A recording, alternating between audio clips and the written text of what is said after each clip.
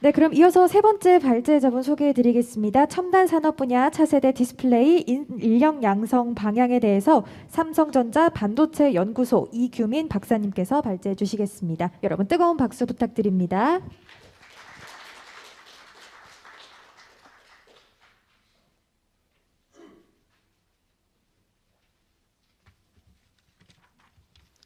안녕하세요.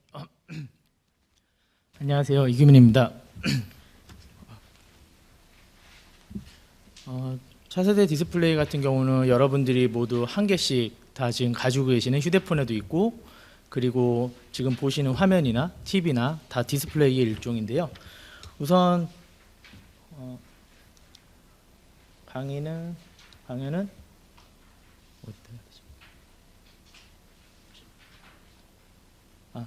우선 차세대 디스플레이에 대해서 설명을 드린 후에 지금 발전 및 투자 추이, 그리고 인력 양성에 대해서 말씀드리며 마치도록 하겠습니다. 우선 차세대 디스플레이에 대해서 말씀을 드리는데, 디스플레이면 디스플레이지 차세대 디스플레이는 뭔가 이렇게 생각하실 수 있는데, 차세대 디스플레이는 말 그대로 저희 세대가 아닌 저희 다음 세대가 사용하는 디스플레이에 대해서를 말하고 있습니다. 우선 초슬림, 초경량 등의 기술적인 혁신을 통해서 언제 어디서나 원하는 정보를 다양하게 접할 수 있는 새로운 라이프의 디스플레이를 이야기합니다. 여러분들이 사용하시는 디지털 TV나 또는 노트북, 모니터 등 거의 모든 디지털 기기가 차세대 디스플레이의 활용 분야라고 볼 수가 있습니다.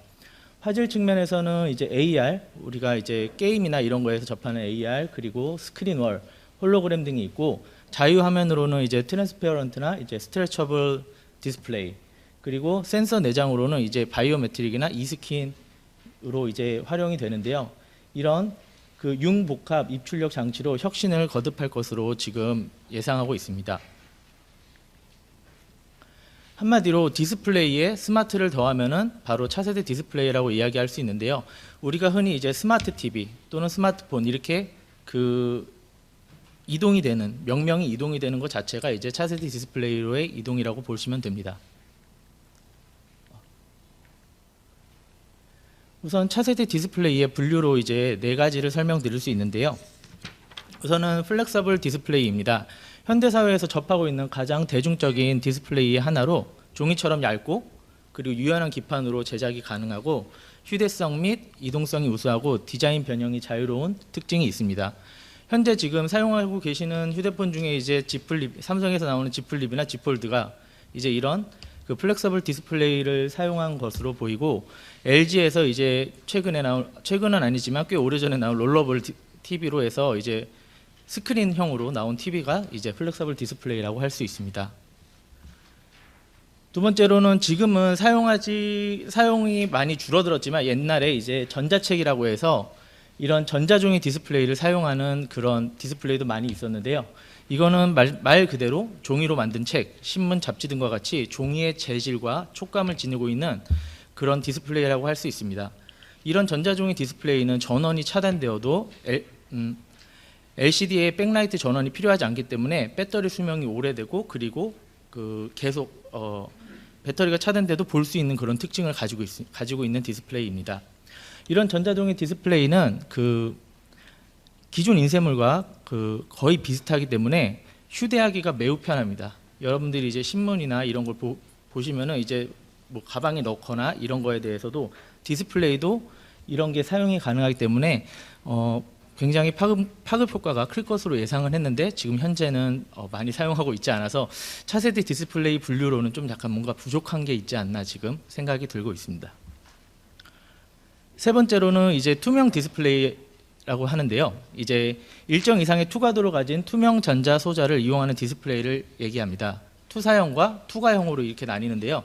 투사형 같은 경우는 이제 헤드업 디스플레이라고 해서 여러분들이 지금 타고 다니는 자동차에 이제 HUD라고 하는 속도계나 아니면 내비게이션이 유리창으로 보이잖아요. 이런 거를 이제 헤드업 디스플레이라고 해서 투사형 디스플레이라고 이야기를 합니다. 그리고 하나 HMD라고 해서 헤드 마운티드 디스플레이라고 해서 요즘 이제 한창 광고 중은 아니고 유튜브에 한 번 나왔던 뭐 애플의 아이글래스라고 하나요? 그냥 안경을 쓰면은 앞에 이제 날씨나 아니면은 이동 반경이나 이런 게 다 보이는 이런 걸 이제 HMD라고 해서 HMD라고 하는 디스플레이입니다. 이런 투과형 디스플레이는 크게 LCD 그리고 OLED로 분류가 되는데요. LCD 같은 경우는 백라이트가 있어서 조금 그 제품 자체가 좀 많이 두껍습니다. 백라이트가 있어서. 하지만 OLED는 이 유기 발광 다이오드라고 해서 다이오드 스스로 빛을 내고 파장 색깔을 바꿀 수 있기 때문에 굉장히 소재가 얇고 그리고 투과도가 굉장히 높아서 많이 쓰이고 있습니다. 현재 차세대 디스플레이로 OLED가 이제 첫 시작을 지금 알리고 있습니다.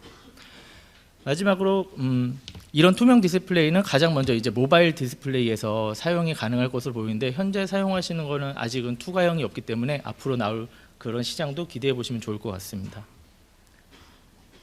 마지막으로는 이제 3D 디스플레이인데요. 양안에 이제 다른 영상을 제공함으로써 입체감을 제공하고 그리고 표시하는 디스플레이를 이야기합니다. 지금 현재 보시는 현재 위에 이제 그림으로 보시는 이제 이제 VR 디스플레이와 그리고 아래 좀 영화를 제가 이제 좀 첨부를 했는데 이제 저렇게 3D로 보면서 이제 직접 활동을 할 수 있는 그런 디스플레이를 이야기합니다. 현재 이런 3D 디스플레이가 적용되는 제품은 TV 모니터나 그리고 노트북 그리고 공공 전시용 디스플레이 등에서 이제 사용이 될 것으로 예상이 되고 있습니다. 차세대 디스플레이 분야별 특징인데요. 차세대 디스플레이의 궁극적인 목표는 정보 전달과 그리고 인간의 감성을 충족시키는 거에 있습니다. 차세대 디스플레이가 갖는 특징과 이제 앞으로 미래 전망을 보면은 총 세 가지로 나눌 수 있는데 사회적 측면, 그리고 기술적 측면, 그리고 비즈니스적 측면 세 가지로 나눌 수가 있습니다. 우선 사회적 측면으로 보면은 글자 그대로 이제 스마트폰에 국한되지 않고 이제 커넥티드카, 자율주행 자동차, 그리고 스마트 팩토리, 스마트 빌딩 앞에 스마트가 다 붙는데 이런 전반적인 범위에서 지속적으로 영역을 확장해 나갈 것으로 예상이 되고요.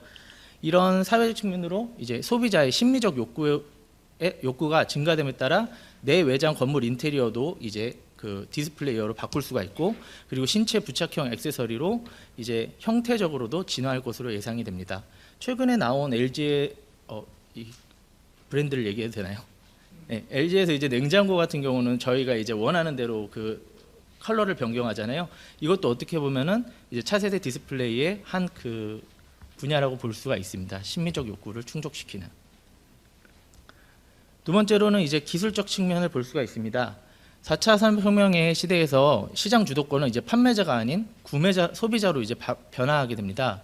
이런 소비자 욕구에 적극적으로 대응 가능한 그 디스플레이 시스템이 필요하고 이런 요구 때문에 이제 다양하게 변형이 가능하고 그리고 신소재 발굴 그리고 플랫폼 설계 기술이 굉장히 필요한 실정입니다.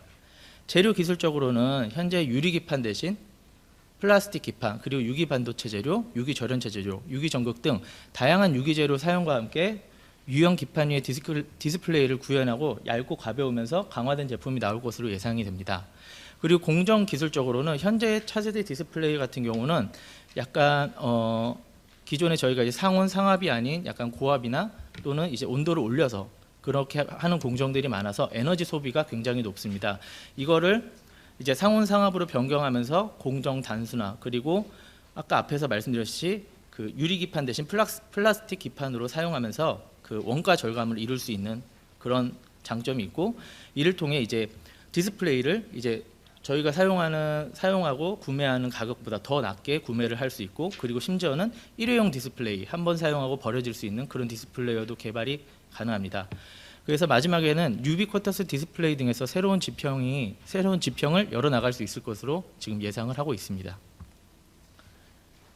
마지막으로는 이제 비즈니스적 측면인데요.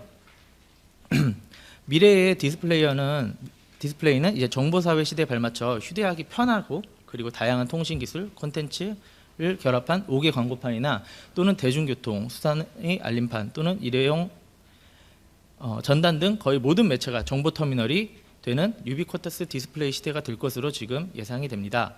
미래의 디스플레이어는 우선 고속 고용량 네트워크뿐만 아니고 AI 그리고 빅데이터 그리고 고속 컴퓨팅 기술이 다양하게 접목되어 정보를 전달하는 새로운 응용 변화와 시장을 창출하는 역할이 될 것으로 지금 예상이 되고 있습니다. 차세대 디스플레이 발전 및 투자 추이를 보면은 우선은 아까 앞에서 말씀드렸듯이 성장기에서는 저희가 이제 CRT라고 불리는 브라운관 모두 다 아시죠? 그 다음에 이제 PDP, LCD TV로 성장을 하면서 이제 성숙기에 접어들게 됩니다. 성숙기에서는 이제 스마트폰, 태블릿 PC, 그리고 아까 말씀드렸듯이 UHD, 울트라 하이 디피니션, 그리고 OLED TV가 이렇게 있고, 마지막으로 새로운 패러다임으로 가는 이제 OLED에서 우리가 흔히 디스플레이, 평판 디스플레이가 아닌 플렉서블, 롤러블 이렇게 변형 가능한 그런 그 디스플레이어로 발전하게 되는 것을 지금 예상을 하고 있습니다. 그럼 과연 이 뉴 패러다임 시대에 이제 어떤 디스플레이어가 바로 차세대 디스플레이어가 될 것인지 이거에 대해서 말씀을 드리면은, 우선은 저희가 다 알고 있는 삼성 디스플레이, 삼성전자, 그리고 LG 디스플레이에서 현재 어떤 디스플레이를 개발하고 있는지 말씀을 드리도록 하겠습니다. 우선 아까 말씀드렸듯이 OLED는 이제 차세대 디스플레이의 시작점이라고 볼 수 있는데요. OLED뿐만 아니고 현재 삼성 디스플레이에서는 마이크로 LED, 그리고 기존의 LED보다 더 장점을 가진 OLED, 그리고 그 OLED보다 더 장점을 가진 QNED라고 해서 퀀텀 나노 에미팅 다이오드를 지금 개발 중에 있습니다. 이거는 기존의 OLED보다 어떻게 보면 더 축소, 더 스케일링을 해서 더 하이 디피니션을 구축할 수 있는 그런 디스플레이 하나이고요. 삼성전자 같은 경우는 이제 다수의 마이크로 LED 특허를 보유하고 있어서 이런 마이크로 LED를 지금 현재 개발 중에 있습니다. 그리고 마지막으로 LG 디스플레이도 역시 미니 LED와 마이크로 LED에 대해서 지금 개발 중에 있습니다.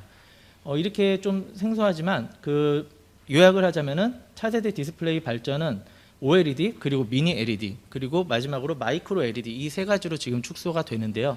각각에 대해서 설명을 드리자면은, 우선 OLED에 대해서는 여러분들이 다들 접하셨을 거라고 생각이 돼서 따로 설명은 드리지 않겠습니다.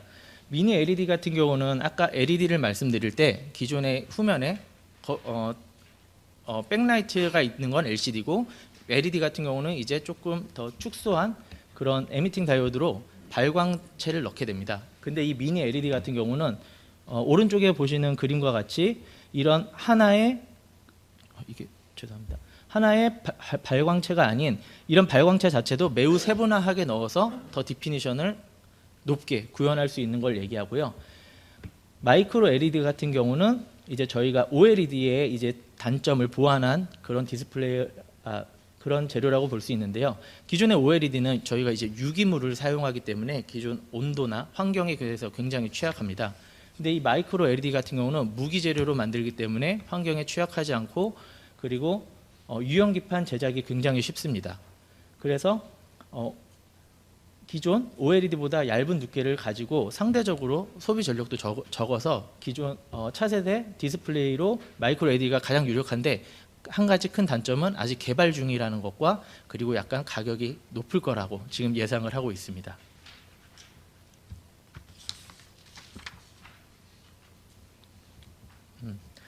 현재 차세대 디스플레이 전망을 말씀드리면은 이제 신문에서 약간 발췌를 해온 건데요. OLED 패널 시장 규모는 이제 425억 달러에서 2025년에 약 630억 달러로 이제 올라갈 것으로 전망이 되고 있고, 그리고 LG 디스플레이도 역시 이제 OLED 출하를 늘리면서 약간 이제 차세대 디스플레이어로의 이제 도약을 지금 하는 것으로 보입니다. 그리고 삼성 디스플레이는 최근에 이제 QD OLED, 아까 말씀드린 QNED라고 해서 퀀텀 닷 OLED TV를 이제 사전 판매를 시작하면서 이제 차세대 디스플레이로의 도약을 이제 예고를 하고 있습니다. 하지만 이제 저희가 이제 밝은 쪽만 바라보기보다는 차세대 디스플레이에 이제 약간 어두운 면이 있는데요. 현재 이제 어떻게 보면 지금 이 포럼을 개최하는 가장 중요한 이유이기도 하겠죠. 지금 현재 차세대 디스플레이 인력은 지금 4면 초과라고 해서 아래 글을 보시면은 이제 총 여기 11개 과제 가운데 이제 배터리, 반도체 분야에서만 지금 투자가 있고 차세대 디스플레이 관련해서는 지금 아직은 그런 투자가 있지 않습니다. 아래 보시면 빨간색 글자로 작성을 하였지만 디스플레이 분야 국책과제는 지금 한 건도 채택이 되지 않은 실적입니다. 2022년 현재요. 그래서 신설 과제가 선정되지 않으면은 기존에 있는 과제는 모두 3년 뒤에 국책과제는 완전 사라지게 됩니다. 그래서 약간 이런 부분으로 인해서 차세대 디스플레이의 이제 인력 양성이 조금 시급한 것으로 지금 생각이 됩니다. 마지막으로 차세대 디스플레이 인력 양성에 대해서 말씀드리는데요. 역시 이제 신문에서 발췌를 해왔는데 2019년도 신문부터 제가 약간 매체를 통해서 확인을 했는데 차세대 디스플레이어는 2019년도부터 계속 인원이 부족한 실정이었습니다. 이런 위기 상황에서 2022년에 약간 인력을 좀 늘릴 것으로 좀 예상이 되었는데 역시나 2022년 현재 석박사도 부족하고 프로젝트로 그로 인해 차질이 생기고 그리고 중소업계 저희가 이제 대기업 같은 경우는 이제 큰 타격이 없겠지만 중소업계는 이런 부분들이 굉장히 큰 타격으로 다가오게 됩니다. 그리고 마지막으로 이제 디스플레이 업계가 이제 반도체 인력이랑 또 경쟁이 붙을 수밖에 없잖아요. 첨단 산업이기 때문에. 그래서 이런 인력들이 반도체 인력으로 좀 많이 쏠리니까 차세대 디스플레이 쪽에 이제 산업은 인력이 많이 부족한 것으로 지금 집계가 되고 있습니다. 그래서 나중에 이제 지금은 2022년도지만 이제 점점 시간이 지나면 이제 신규 공급 인력 확보가 점점 더 어려워지는 실정으로 갈 것으로 예상이 되고 있습니다. 반대로 이제 저희 국내 한국 같은 경우는 이런 디스플레이에 대해서 위기감을 지금 고취시키고 있는데 반대로 중국 같은 경우는 이런 디스플레이 산업에 굉장한 그 인력을 쏟아붓고 그리고 엄청난 투자가 지금 이루어지고 있어가지고 마지막 보시면은 이제 죄송합니다. 네. 이 제조 2025 정책을 이제 그 중국에서 발표를 해서 이제 플렉서블 디스플레이뿐만 아니고 중소형 폴더블 디스플레이를 개발하는 기술 로드맵을 발표했다고 2022년에 이렇게 소개를 하고 있습니다. 그래서 저희 이제 정부에서 이건 좀 이런 것도 괜찮은가요? 이런 신문에서 발췌한 거긴 한데 이제 현재 정부에서는 이런 2027년도에 이제 반도체 수출액을 30% 이상 확대를 목표로 해서 이제 점점 이런 인력 양성이나 이런 거에 대해서 굉장히 크게 정책을 조금 많이 지원하려는 지금 그런 움직임을 보이고 있는데요. 그런 것과 함께 이제 아까 앞에서 보셨지만 이제 첨단 전략 기술로 지정된 이제 그 OLED나 차세대 디스플레이어가 이제 국가 첨단 전략 기술로 선정이 됐습니다. 이게 2022년 8월에 아마 발표가 났는데 제가 4월 달에는 이 국가 첨단 전략 기술로 디스플레이어가 하나도 선택이 되지 않았는데 8월 달에 이렇게 4개가 선택된 걸 보고 참 다행이라고 생각을 했습니다. 이제 그 인력 양성 계획에 대해서 말씀을 드릴 건데 이제 삼성 디스플레이는 이제 카이스트와 함께 인재 육성을 지금 계획을 하고 있고 그리고 LG 디스플레이 같은 경우는 연세대, 한양대, 성균관대를 통해서 석박사급 디스플레이 전문 인력 양성을 한다고 2022년도에 이제 신문에 발표를 하였습니다. 자 보시면은 지금 보시면은 이제 카이스트, 연세대, 성균관대 이제 석박사급 디스플레이 인력은 확보를 지금 계획을 하고 있는데 그러면은 이제 이런 그 석박사가 아닌 이제 그 뒤에서 이제 받쳐주시는 이제 고졸 출신들의 이제 기술 인력이나 이런 걸 어떻게 할 거냐. 그래서 그래서 생각을 하고 있는데 마침 그 대한상의에서 이제 이런 디스플레이 바이오 등 첨단 산업 100만 인재를 양성한다는 이제 뉴스를 또 접하게 되었습니다. 지금 이런 포럼도 그런 목적에 의해서 하는 걸로 알고 있습니다. 현장에 있으면서 이제 조금 이런 거를 말씀을 드리는 게 좀 외람될 수 있는데 현장 같은 경우는 이제 연구 인력과 현장 대응 인력으로 이제 나뉘게 되는데요. 연구 인력은 대부분 아시다시피 대학교 학부나 석사나 박사 인력으로 대부분 이루어져 있습니다. 하지만 현장 대응 인력은 이런 학부, 석사, 박사가 아닌 약간 이제 고졸 출신의 인력이나 또는 이제 고졸 출신의 인력이나 아니면 학부 출신의 인력들이 이제 대응해서 그런 현장 대응을 하기 때문에 그런 어떻게 보면 석박사를 공부를 하면서 졸업하는 그 기간보다 이런 관련된 교육을 받는 게 굉장히 시간적으로 굉장히 적잖아요. 그래서 반도체 및 디스플레이 현장 교육이 필요한 이유가 바로 지금 여기에 있다고 봅니다. 대학 과정에서만 가르쳤던 과정을 심화는 아니더라도 기본이라도 훈련 교육을 해서 사회에 내보내야 이런 그 현장 대응 인력들이 취업이나 또는 그 사회에 적응하고 성장이 더 빨라지게 될 거라고 저는 예상을 하고 있습니다. 대한상의의 현장 인력 양성 사업이 이제 이런 중요한 터닝 포인트가 될 것으로 지금 기대가 되고 있습니다. 한마디로 요약하면은 디스플레이의 주도적 기술 확립 및 주도적 확보에 따라 국가 경쟁력이 달라질 수 있는 만큼 국가적 차원의 개발 의지 및 투자가 매우 절실한 상황이고요. 그리고 하나 더 다양한 곳에서 인력 양성 계획을 세우고 그리고 국가 핵심 기술로 계속 유지하려는 노력이 필요할 것으로 보입니다. 네, 이것으로 발표 마치도록 하겠습니다. 감사합니다. 네, 차세대 디스플레이 산업에서 필요한 인력은 어떻게 양성을 해야 하는지 소개해 주셨고요. 다시 한번 우리 삼성전자 반도체 연구소 이규민 박사님께 큰 박수 부탁드립니다.